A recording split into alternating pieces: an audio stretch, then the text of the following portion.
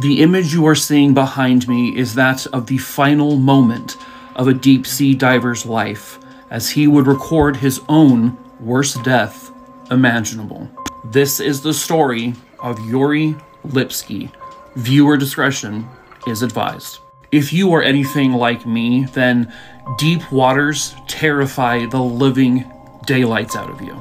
But for many people, this is a thrill.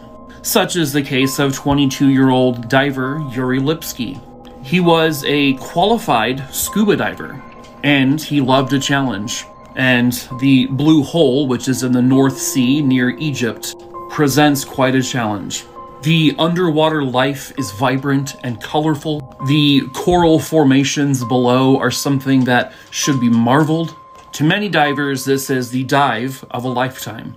About 184 feet below the ocean's surface is something called the Arch, and it's a horizontal tunnel that leads from the vertical shaft of the Blue Hole, which goes to the open sea. And then the very bottom of this is a little over 300 feet deep. On April 28th, 2000, Yuri Lipski would begin his dive into the Blue Hole, and he would not come back alive.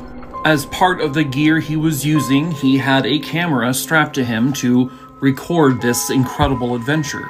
He also only brought one tank of oxygen.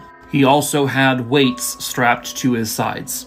What he doesn't know is that about 7 minutes from now, he will be dead.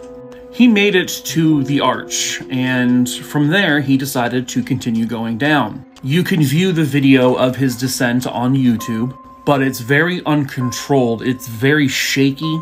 It's very frightening to see, especially now with hindsight, knowing what happens. He would then land with, as they described, a thud onto the bottom of the Blue Hole. This is an image of all the dirt kicking up as he landed. They believe he was now suffering from nitrogen narcosis, which happens when you're breathing air under extreme atmospheric pressure.